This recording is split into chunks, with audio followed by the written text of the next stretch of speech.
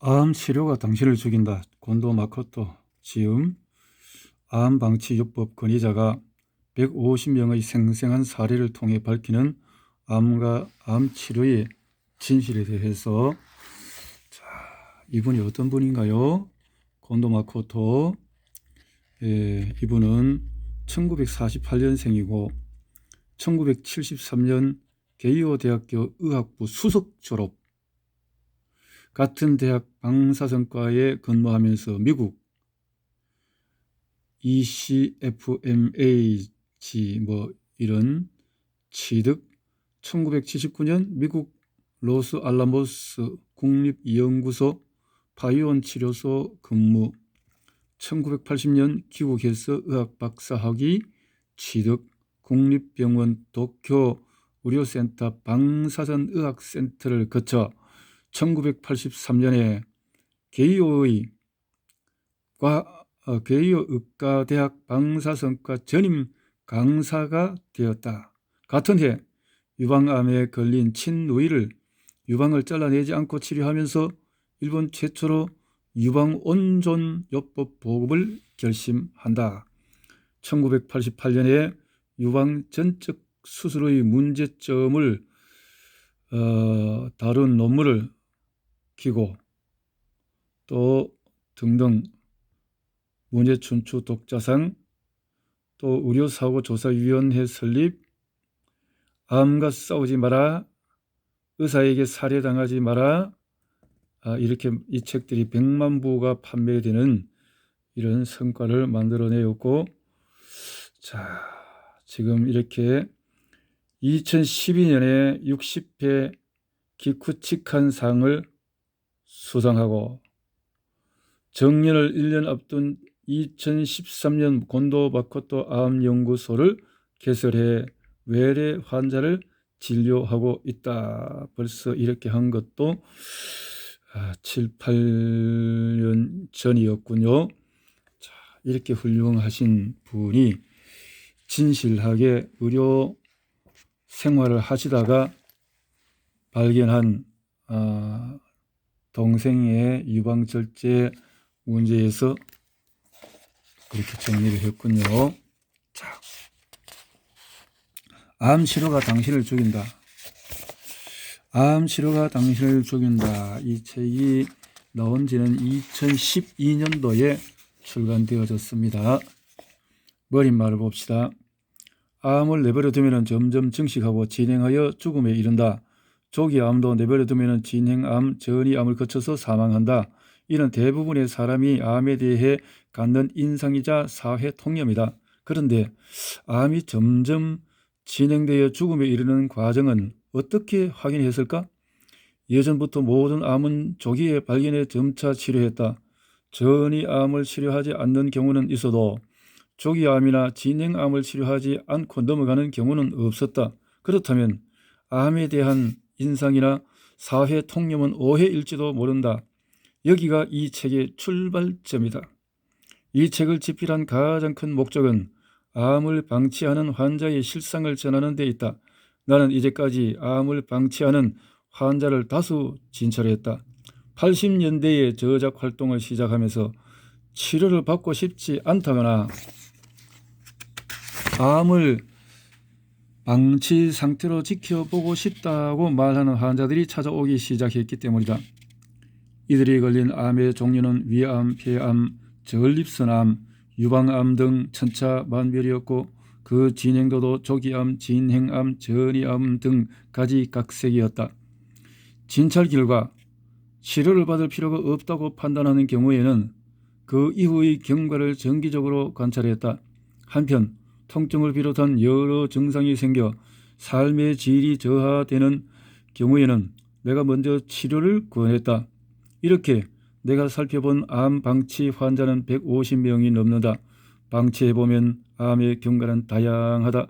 별다른 변화가 없는 경우도 있고 암이 증식하여 치료를 시작하게 되는 경우도 있다. 물론 경과를 보는 사이에 암이 축소되고 소실되어 버리는 경우도 있다. 이런 진료 경험에는 암의 종류가 다양하고 암의 진행 속도도 다양하고 환자의 수가 많다는 특징이 있다. 또한 대학병원의 외래로 진찰해 왔다는 점도 중요하다. 세간의 숱하게 존재하는 이렇게 해서 암이 나았다는 주장에는 애초에 정말로 암이었는지에 대한 의문이 있기 때문이다. 반면에 내가 살펴본 환자는 조직 검사에서 암이라고 확인되고 엑스레이, 내시경, 초음파, 컴퓨터 단층 촬영 등 정기 검사에 관하여는 의사와 다수의 병원 직원이 증인이 된다. 게다가 개요 대학병원은 암 치료를 추진하는 거대 조직으로 암 전문 병원이나 다름이 없다.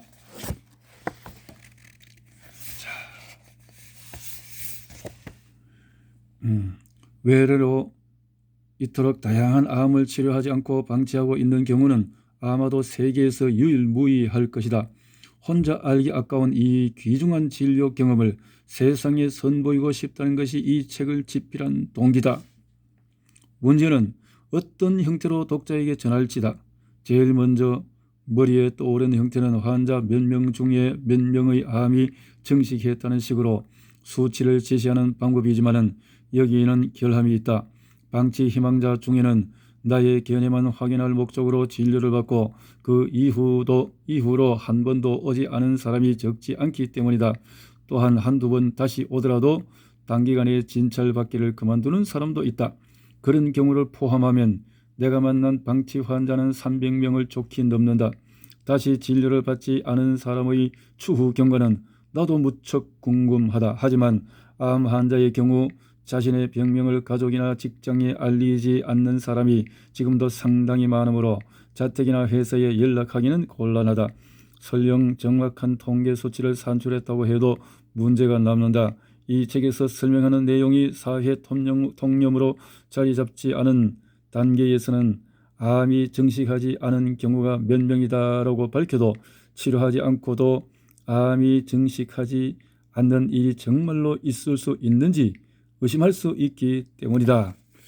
자, 암이란 가만히 두고도 같이 공존하며 살 수도 있는 암들이 많이 있다라는 것을 들었고 또 여기에서도 그것을 증거하는 내용이 자 이렇게 시작이 되어지는 것을 보게 됩니다. 자,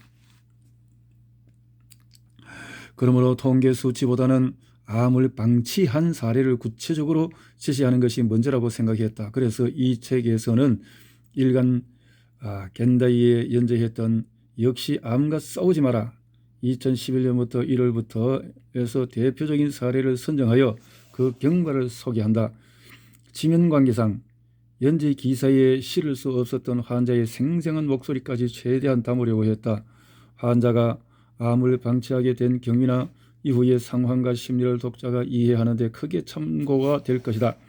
세상을 떠난 환자는 내가 직접 환자를 소개했고 공정을 기하기 위해서 내가 잘못 판단한 사례도 그대로 실었다. 진실되게 또 혹은 그 과정 속에서 잘못했구나 하는 부분도 사실대로 적었다라는 겁니다. 자, 각 사례의 경과는 모두 교훈과 시사로 가득하다. 예를 들어 계속 증식한다고 믿고 있는 진행암이라도 축소하는 경우가 있다는 사실을 알게 되면 그것만으로도 암에 대한 편견이 깨질 것이다.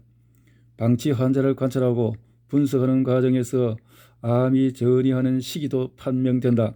모든 암은 진짜 암이나 가짜 암 중에 하나에 속하고 진짜 암은 원발암, 최초로 발견된 그 암이 발견되기 훨씬 전에 이미 전이 되어 있다. 한편 암을 발견할 당시에 전이가 없는 가짜 암은 방치해도 원발소 원래 생긴 병소에서 전이가 발생하지 않는다는 사실을 확인할 수 있었다. 암은 내버려두면 전이 된다는 생각이 암에 대한 사회 통념의 일부다. 전이에 대한 공포나 불안이 치료를 서두르게 만든다. 만약 이 책을 읽고 진짜 암과 가짜 암의 차이를 알고 전이에 대한 인식이 바뀐다면 더욱 편안한 마음으로 암에 대처할 수 있을 것이다. 암을 방치하는 방법은 나만의 독창적인 생각이 아니다. 예를 들어 전립선 암의 일부에 대해서는 비뇨기과의 감시요법 또는 대기요법이라는 방법을 실시하고 있고 이는 바야흐로 표준 치료의 하나가 될 전망이다. 다만 이 책에서 설명하는 방치와 관찰의 실제는 그런 요법과는 상당히 다르다. 여기에 이름을 붙인다면 암 방치 요법 정도가 될 것이다. 암 방치 요법이 어떻게 다른지에 대해서는 전립선 암을 다루는 장에서 설명하기로 한다. 자, 암이 발견되었다는 사실 하나만으로 조기 암이든 전이 암이든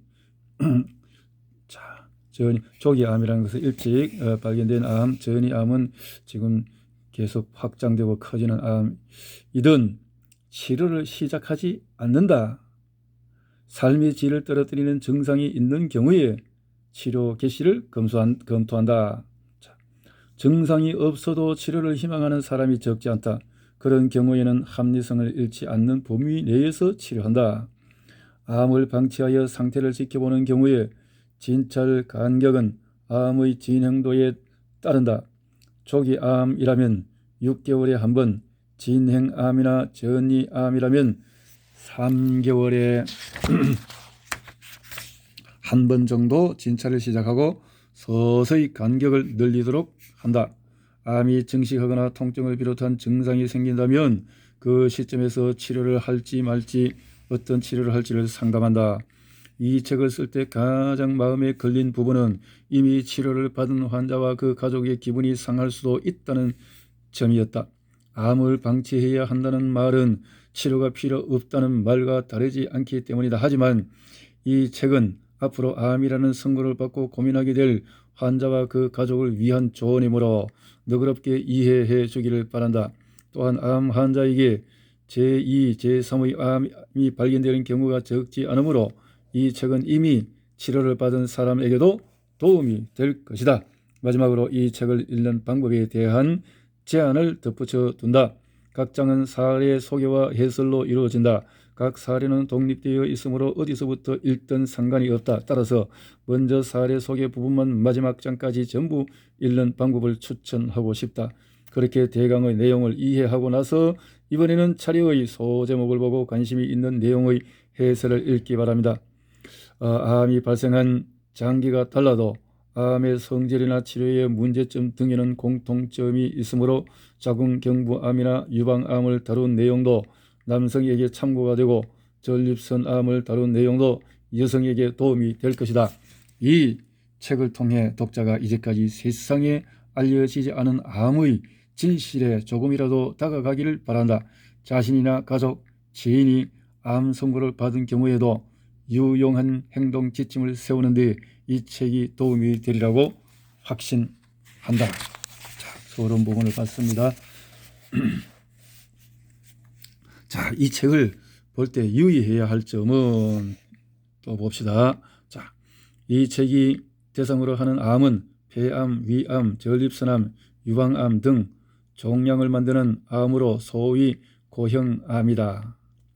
급성백혈병이나 임파선암과 같은 혈액암은 항암제로 치료가 될 가능성이 있으므로 제외한다. 또한 고형암이라도 항암제로 치료될 가능성이 있는 소아암, 자궁육모암, 고환암은 제외한다. 고형암이라도 초발 간암은 암 방치 요법의 대상이 되지 않는다. 간암은 증상이 없는 사이에 생명이 위험한 수준까지 증식할 가능성이 높기 때문입니다. 다만 치료의 유효성은 암의 크기나 간의 기능 등 관련이 있으므로 구체적인 상황에 따라 방치하는 것이 적절한 경우도 있다. 이 책은 항암제나 분자 표정약 약이 고형암에는 효과가 없어서 치료되지 않고 연명 효과도 없다고 전제한다. 그 근거는 항암제는 소용없다라는 책에서 자료를 제시하며 상세히 설명했다. 머릿말에도 언급했지만 이 책의 경우 환자 전체의 경과를 통계 수치로 나타내면 환자 수의 절반이나 통계에서 누락되어 정확성이 떨어지므로 전체적인 방치 경과에 대한 왜곡된 인상을 줄 우려가 있다. 따라서 환자의 수는 반정량적인 방법으로 표시하도록 한다. 암에서 생명과 직결되는 요인은 통상 다른 장기로의 전이다. 임파 전이는 설령 존재하더라도 그 전이가 주 원인으로 사망하는 경우는 드물다. 임파선 전이가 존재해도 가짜 암인 경우가 많다. 따라서 이 책에서는 전이가 있는 암을 전이암이라고 부르기로 한다. 암의 방치 여부를 판단해야 하는 상황에서 가장 중요한 것은 암으로 인한 증상의 유무이다. 통증을 비롯한 여러 가지 고통이 발생하면 증상이 있다고 간주해야 한다. 다만 여러 암에서 종종 확인되는 출혈이 발생한다고 해서 이를 증상이 있다고 속당하면 문제가 될 수 있다. 심각한 빈혈로 생명의 위험을 느낄 정도가 아니라면 기본적으로 증상이 없다고 판단하기를 바란다. 마지막으로 표기에 대해 덧붙이자면 진짜 암을 단순히 진짜 가짜 암을 가짜로 쓴 경우가 있는데 이는 같은 의미로 쓰였다. 자, 이 표기에 대한 방법에 진짜냐 가짜냐 또 등등 자, 볼 때에 유의할 점을 설명했습니다. 자, 여기서 나타내는 것은 전립선 암에 대해서 1장에 대해서 쭉 이렇게 방사선 또 PSA라는 어떤 기준치에 대한 내용들 등등 어떻게 할 것인가 하는 거, 자궁경부암에 대해서 이렇게 권유를 받거나 출혈은 있지만 적당한 출혈을 가지고 그것도 증상이다라고 까지는 말자 이렇게 말했습니다. 앞에 자, 유방암에 대해서 암을 방치했지만은 20년 넘게 변화가 없더라. 그렇다면 유방암을 조기에 발견해서 너무 급하게 이렇게 치료 속에 들어갈 필요는 없겠다라는 것이 앞에 전제가 되어졌고, 폐암에 대해서는 전립선암에 이어서 폐암 진단을 받았지만은 수술을 거부했던 어떤 사례 등등 이런 사례, 자, 위암에 대해서 미분화암 또 등등등등, 신장암 방치하다 수술했더니 뭐 이렇게 방광암에 대해서 암 방치 요법 철학, 암과 싸우지 마라. 암은 또 다양하고 또 이것을 방법에 따라서 의학적인 요법을 많이 가미하는 의료도 있지만 아예 단절해서 천연자연으로 하는 요법을 선택하는 분들도 많죠. 자, 여기서 한번 참고하고 1장 전립선암 PSA 전립선 특이항원 검사에서 발견되는 전립선암은 90% 이상 가짜 암이다. 그 특이항원이 발견되는 것을 한번 봅시다. 중년층이나 노년층 남성의 경우에 전립선 특이항원을 측정하면 높은 수치가 나오는 사람이 있다. 그때 정밀 검사를 실시하면 암 조직이 상당한 빈도로 발견된다. PSA 발견 전립선암이다. PSA 발견 전립선암은 수술이나 방사선 치료를 받는 것이 일반적이다. 따라서 PSA가 높을수록 환자도 의사도 불안해져 치료를 서두르게 되지만 여기서는 PSA 발견 전립선암을 치료하지 않고 방치하는 길을 선택한 세 사람을 소개한다. 이 세 사람을 포함하여 이 책에 등장하는 환자들은 모두 2011년의 서로 다른 달에 인터뷰를 했다. 하지만 각 환자의 객관적인 상황은 2011년 12월이라는 동일한 시기를 기준으로 파악했다. 하나의 예외에 대한 예도 표기를 했다. 자, 사례 먼저 첫 번째를 봅시다. PSA가 기준치를 넘었다. 전립선암이라는 진단을 받은 것은 2004년. 회사에서 정기 검진을 받았는데 체혈 검사 중에서 PSA 항목이 있었다.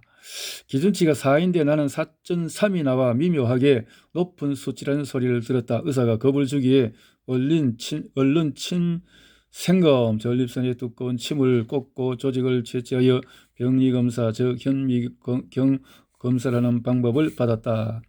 나도 처음 암이라는 선고를 받았을 때는 동요했다. 믿기 힘들었다. 아직 53세였으므로 놀라지 않을 수 없었다. 죽음이 눈앞에 닥친 느낌이었다. 3년 후든 10년 후든 머지않아 죽는다는 생각이 머릿속에 새하얘졌다. 그때 세 아이 중에 마지가 겨우 중학생이었다.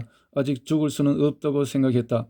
바로 기운을 내기는 힘들었지만 다른 병원에서 한 번 더 검사를 받아야 한다고 생각했다. 의사가 오진하는 경우도 없지 않기 때문이다. 실제 일종의 오진이 있었다. 나는 이상한 고집이 있어서 무엇이든 일단 비교해보고 결정을 한다. 전자제품을 살 때도 적어도 3군데 둘러보고 견적을 뽑아야 한다.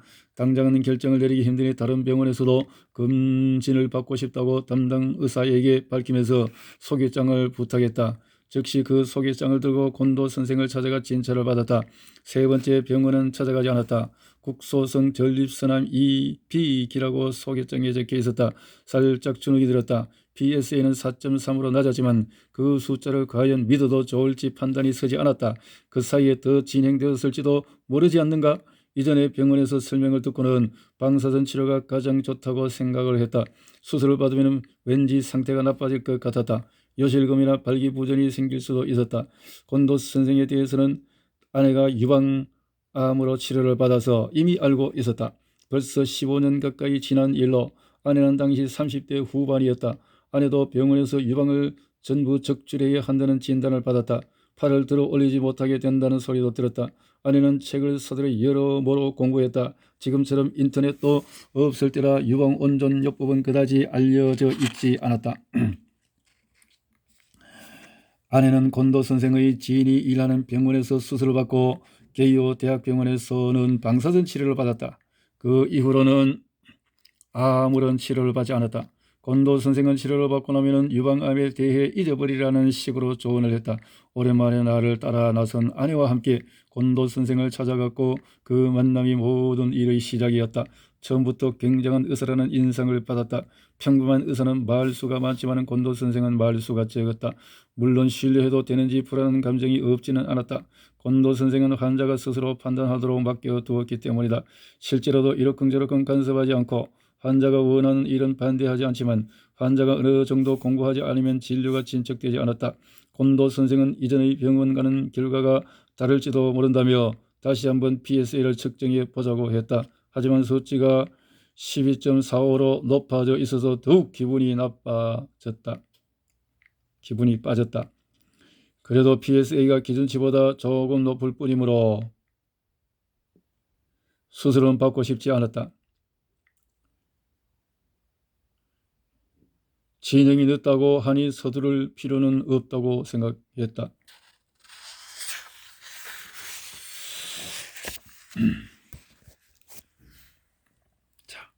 곤도 선생은 6개월 후에 다시 진료를 받으라고 했고 나는 그 제의를 받아들였다.